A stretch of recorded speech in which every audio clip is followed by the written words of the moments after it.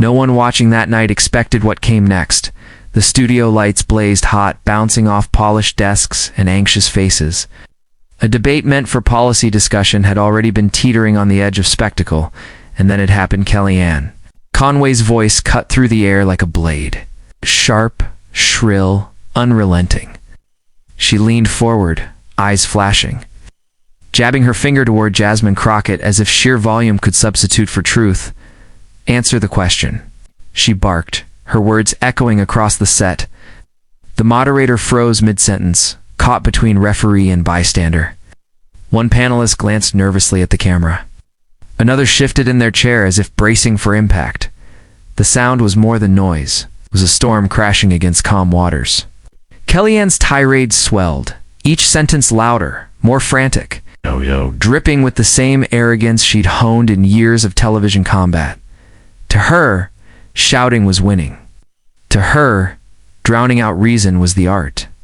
And for a few suspended seconds, it almost seemed like the tactic might work again. But the camera betrayed her.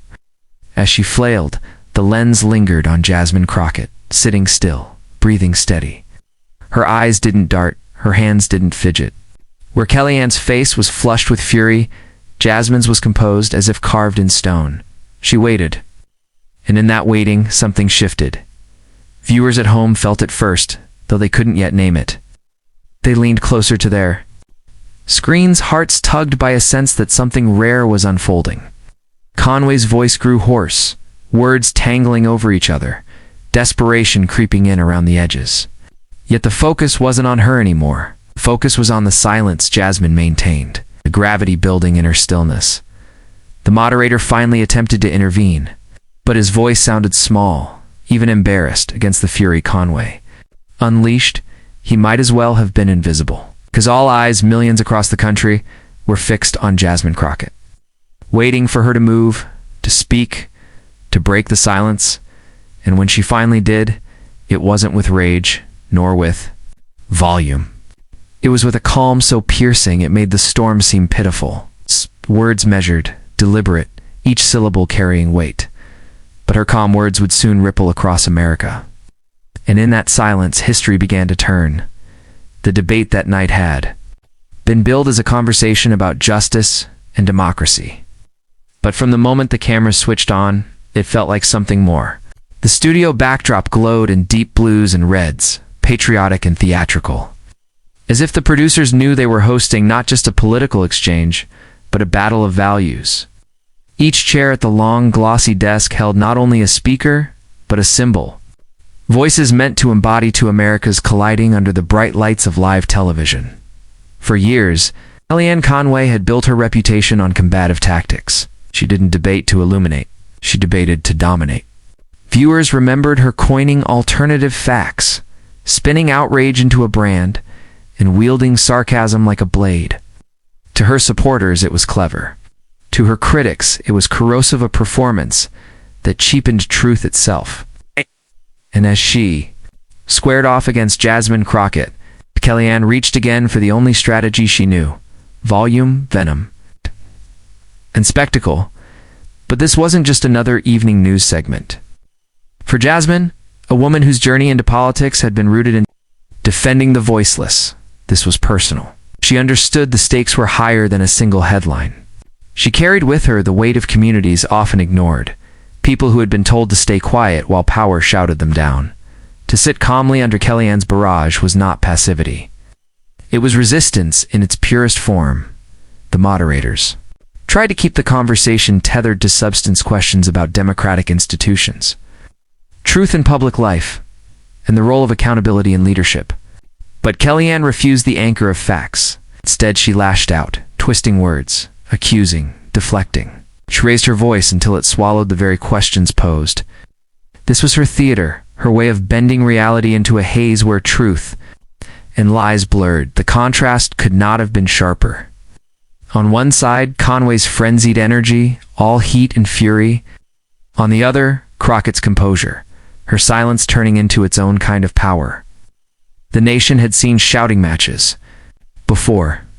What they hadn't seen, what they didn't expect, was someone who could face that storm and refuse to be swept away.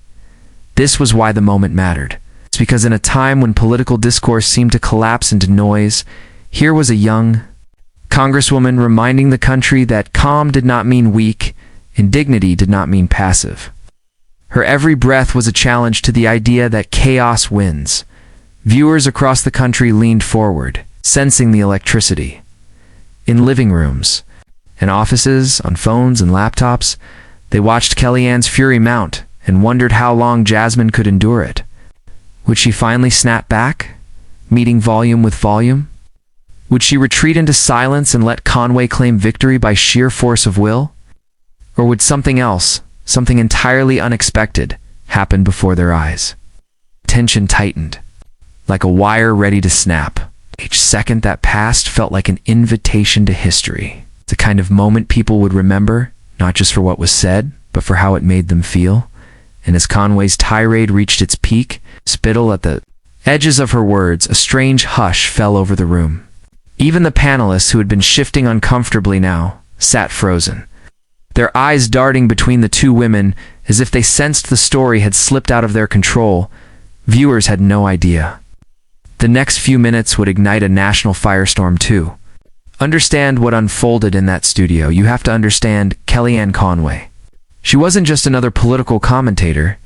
She was an architect of chaos, a master of bending narratives until truth itself seemed negotiable. Her name had become synonymous with spin, her legacy forever tied to two words that still echo. In American memory, alternative facts.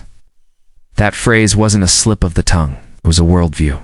It was Kellyanne's signature style, never conceding, never backing down, always twisting reality until it bent toward her advantage.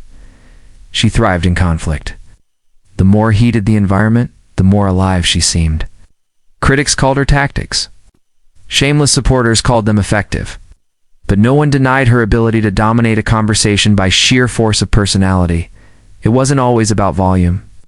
But when it needed to be, volume was her weapon. Viewers could recall countless moments where her voice rose above everyone else's, cutting off questions, steamrolling opponents, demanding attention. During tense interviews, she would laugh at serious accusations, shift blame to opponents, and then raise her voice until the host's words were drowned. On cable panels, she often leaned forward, eyes flashing, daring anyone to stop her. For years it worked. There was the infamous morning show interview where, pressed on a White House controversy, she deflected with such speed and sharpness that the host barely completed his question. Her voice surged louder with each exchange, until the discussion collapsed into a tangle of interruptions. When the clip went viral, commentators noted how she turned scrutiny into theater, wielding her shouting not as a lapse in decorum, but as a deliberate tactic. There was another time she sparred with a fellow strategist, raising her voice until the other panelists gave up, exasperated. To Kellyanne, the moment wasn't about persuasion, it was about domination. She thrived on forcing others to retreat, leaving her words echoing in the void she created. But underneath that confidence lay a desperation many failed to notice. Kellyanne had been fighting not only opponents, but time itself. Once a star strategist who could spin an entire election cycle, she was now clinging to relevance in a political landscape shifting beneath her feet. The old tactics, mocking, shouting, spinning, didn't land as cleanly anymore. Audiences had grown more skeptical, less amused. Younger generations rolled their eyes at alternative facts. Journalists interrupted her spin with fact checks in real time. What once dazzled now felt tired, even reckless. And yet Conway doubled down. If subtlety faltered, she raised the stakes. If logic crumbled, she raised her voice. I could not imagine a world where her force of will wasn't enough to win. That arrogance had carried her through storms before. But arrogance is also blinding. On that night, seated across from Jasmine Crockett, she believed the same old weapons would secure another victory. She mistook composure for weakness. She mistook patience for fear. So when she began to scream louder, harsher, more insistent, she believed she was controlling the room. To her, silence was surrender. To her, calm was defeat. She had spent decades perfecting this theater of intimidation. and she expected the same result once again. Her opponent flustered, her opponent retreating, the camera lens turned toward her as the unchallenged voice. But what Kellyanne Conway could not see was how the country had changed, and how her performance read differently now. The same theatrics that once made her a headline now made her a spectacle. The shouting that once cowed interviewers now came across as desperation, a grasping for power she no longer held. The very tools she had relied on were becoming the instruments of her undoing, and Jasmine Crockett, with her quiet strength, was the mirror Kellyanne didn't expect. A mirror that revealed the limits of arrogance when it faced dignity. What worked in the past would backfire this night. To truly understand the power of Jasmine Crockett's calm that night, you have to step away from the studio lights and trace the path that brought her there. Because Crockett's story was never about a single debate stage. It was about a lifetime of lessons, challenges, and battles that shaped her into the kind of person who could sit across from a storm like Kellyanne Conway and not flinch. Jasmine grew up in modest circumstances, raised with an awareness that life was rarely fair, especially for those without wealth, connections, or privilege. She knew what it meant to watch family members work twice as hard for half the recognition. She knew what it meant to be underestimated because of her race, because of her gender, because she refused to shrink herself to fit inside anyone else's expectations. Those early lessons forged her identity. Instead of folding under pressure, she became more determined. She pursued education with a fire that surprised even her teachers, pushing through obstacles that would have broken others. The barriers weren't just academic, they were social, systemic, and constant. But Jasmine had already learned the quiet discipline of resilience. Keep moving forward. Keep proving people wrong. Keep finding strength in the very places others wanted to deny it. Law became her calling. She chose it not for prestige but for purpose. She saw how the system often worked against the vulnerable, and she resolved to be an advocate for those voices drowned out by money and power. In courtrooms, she wasn't the loudest. She wasn't the flashiest, but she was relentless. Her presence carried weight because it was grounded in something deeper than performance. It was grounded in service. Clients would later describe her as the one person who actually listened, the one person who stood with them when everyone else had written them off. In a world where lawyers sometimes treated cases like transactions, Jasmine treated them like lifelines. Each case was personal, each client mattered, and over time that reputation for empathy and grit propelled her into public life. Politics was never her end goal, was a natural extension of the battles she had already been fighting. She saw firsthand how policy shaped the lives of her clients, how legislation could either protect or crush communities. Running for office wasn't about ambition, it was about scaling her advocacy. She could fight for justice one client at a time in court. She could fight for justice one community at a time in Congress. Her campaign was scrappy, fueled not by massive donors, but by ordinary people who saw themselves in her. Immigrants, workers, young activists, they rallied to her side not because she promised them miracles, but because she embodied their fight. She spoke of justice not as an abstract principle, but as a daily struggle. She spoke of democracy, not as a slogan, but as a living promise that had to be defended. When she arrived in Washington, some dismissed her as too fiery to direct, too unpolished for the establishment. But those same qualities made her magnetic to those who felt unheard. She was not there to blend in. She was there to stand out, to stand up, to remind people that government should look and sound like the people it serves. So when Jasmine Crockett walked onto that debate set, she carried with her all of that history, the courtroom fights, grassroots campaigns, the communities that had trusted her to be their voice. She knew what it meant to face hostility. She knew what it meant to be underestimated. She knew what it meant to be shouted at, dismissed, and told she didn't belong. That's why Kellyanne's screaming didn't rattle her. She had been there before in different forms her whole life. She had seen that noise up close and knew that noise alone could never defeat truth. Her calm that night wasn't just strategy, it was muscle memory. It was the embodiment of every lesson she had carried from childhood to Congress. And so, as Conway raised her voice to the rafters, Jasmine did what she had always done. She remained herself. She refused to be provoked. She refused to be shaken. She let dignity do the work arrogance could never achieve.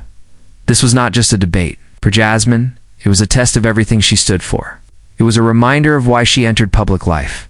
In the first place, to represent the possibility that truth can endure under fire, that calm can outlast chaos, that dignity can triumph over disdain.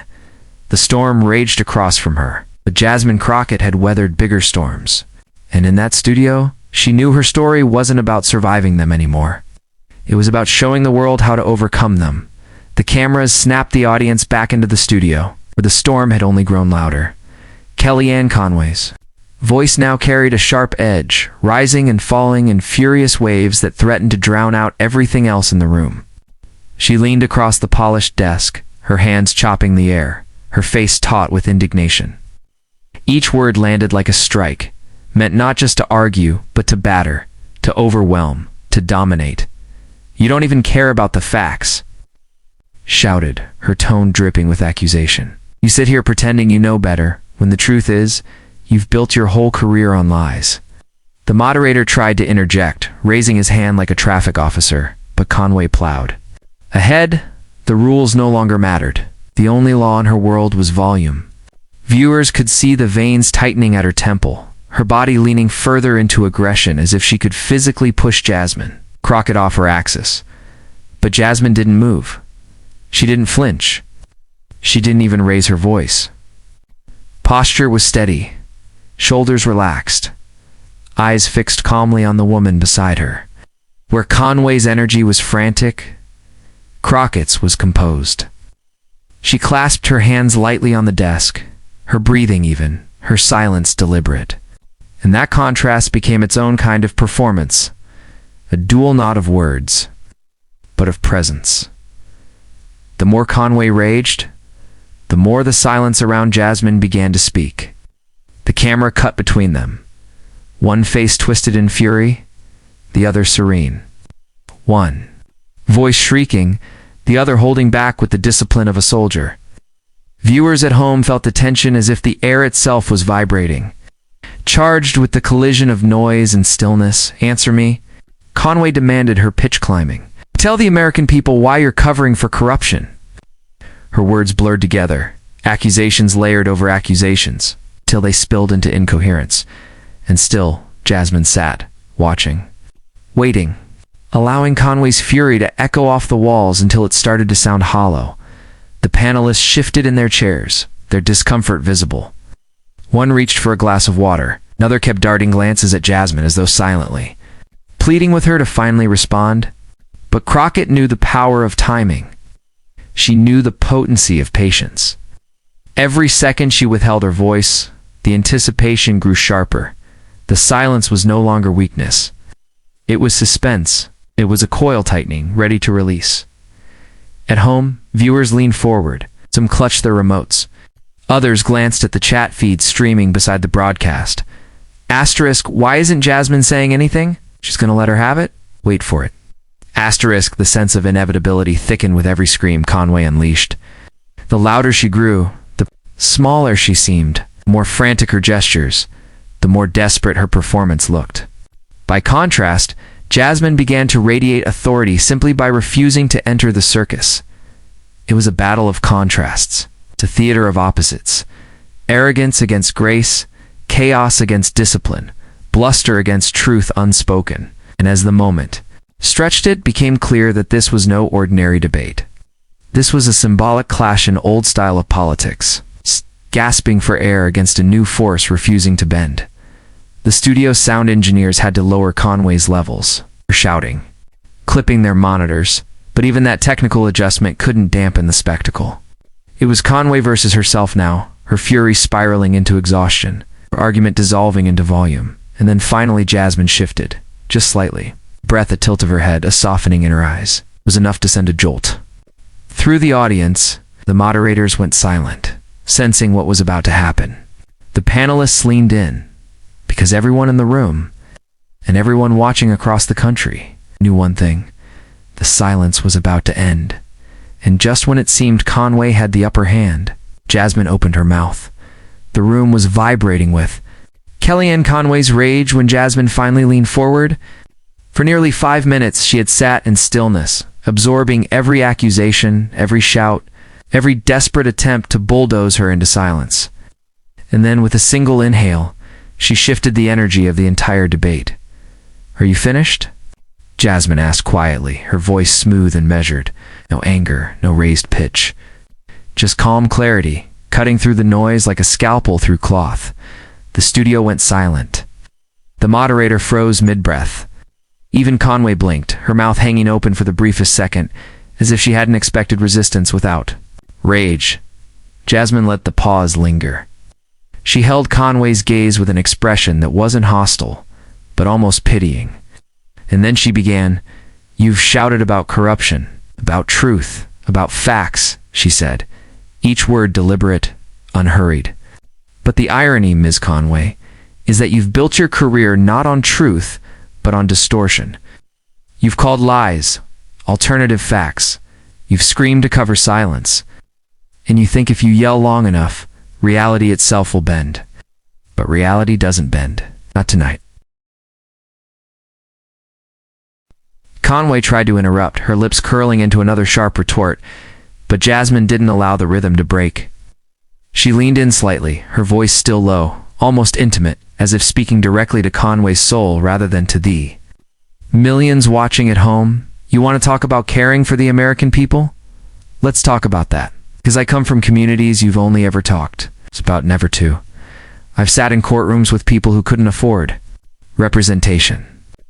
I've stood on the front lines of civil rights cases when cameras weren't rolling. I've walked neighborhoods where people have to fight just to be heard. And let me tell you something, those people don't scream, they endure. They fight with dignity, they fight with truth, and I fight with them." Another pause. She let the words hang, the silence working as punctuation far sharper than any exclamation point.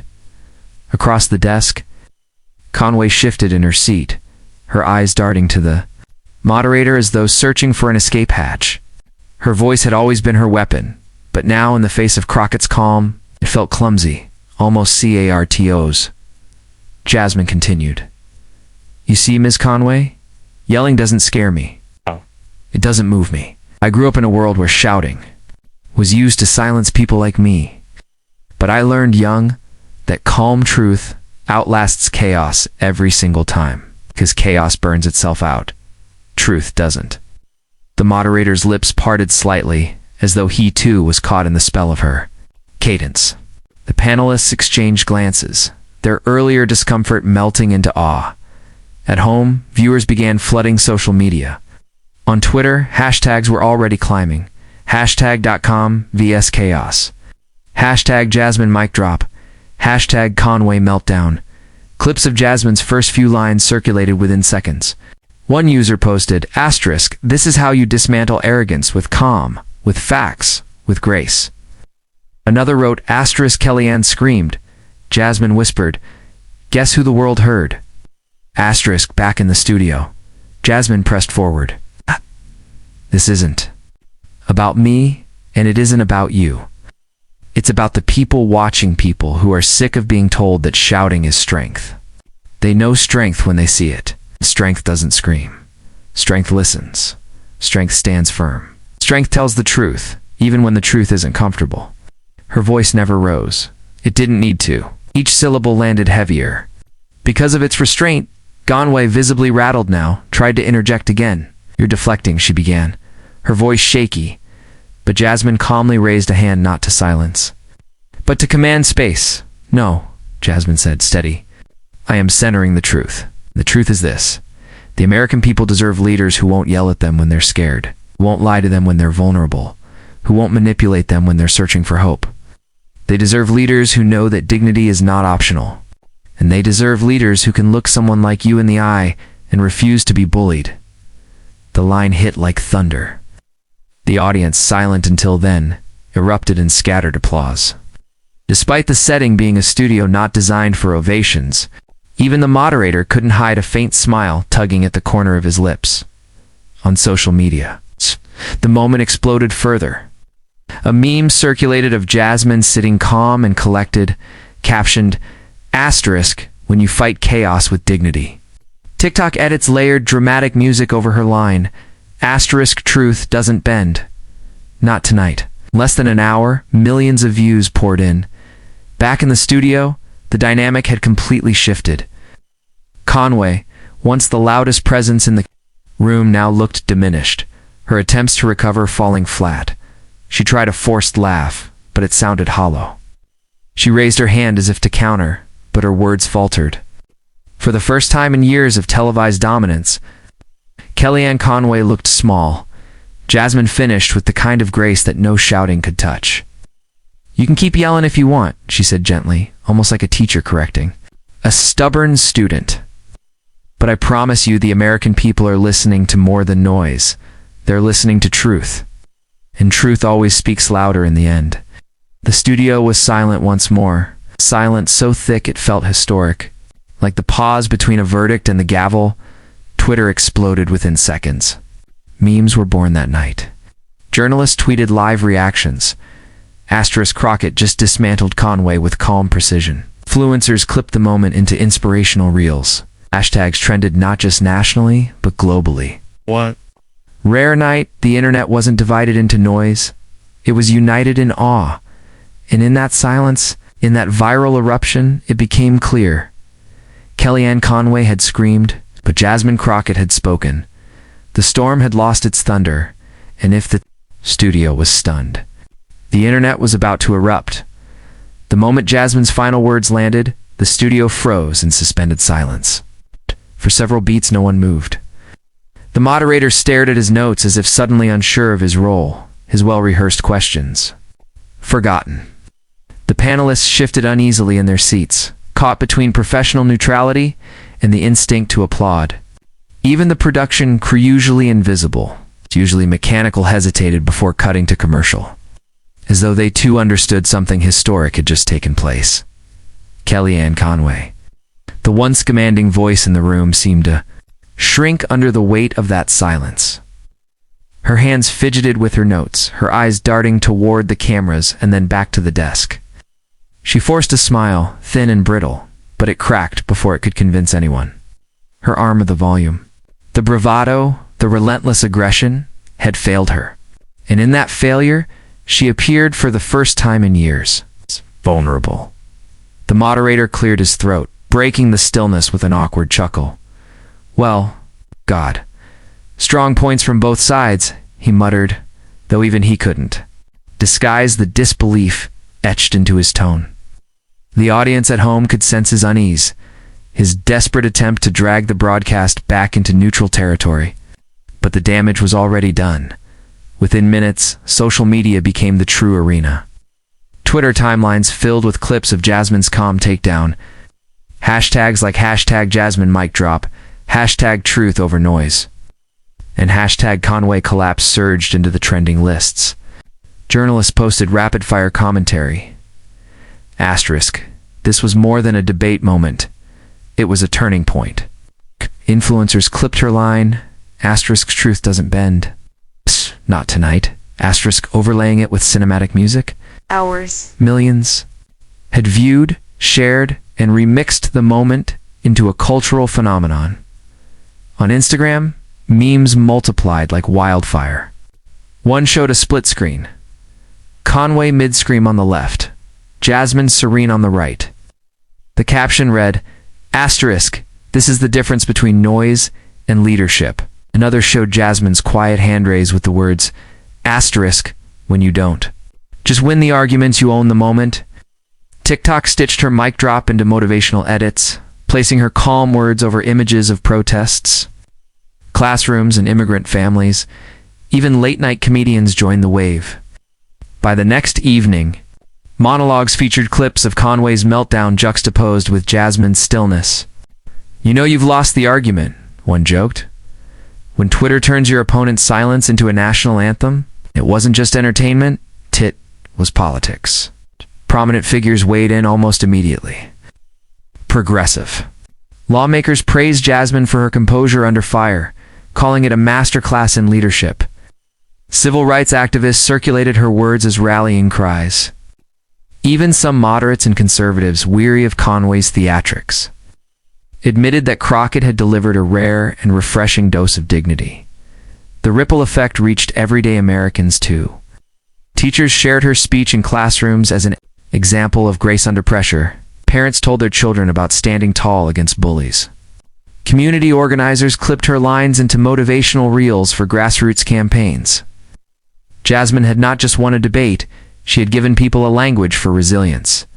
Meanwhile, Conway struggled to contain the fallout. Her team issued press statements insisting she had been passionate, not unhinged, but the narrative had already hardened. For every defense, there were 1,000 memes mocking her red-faced shouting. For every claim of victory, there were 1,000,000 replays of Jasmine's calm rebuke. The internet had chosen its victor. It wasn't her. The studio replayed highlights as the broadcast wound down. But viewers no longer cared about the broader debate topics. They were glued to the moment.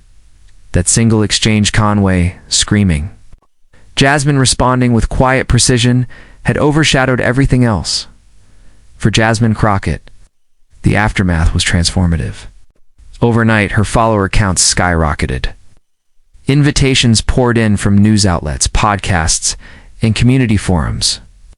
People who had never heard her name before now saw her as a symbol not just of resistance, but of dignity triumphant over arrogance. And yet, what resonated most wasn't just that she won, was how she won. By refusing to match fire with fire. By showing that calm could be sharper than shouting, that composure could cut deeper than chaos.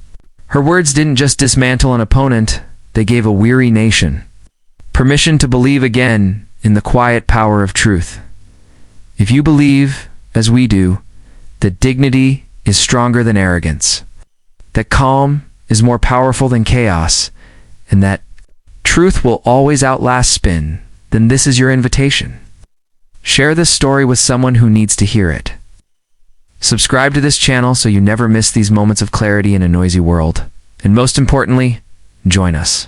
Stand with us, be part of the movement that believes America, because that night wasn't remembered for who screamed the low,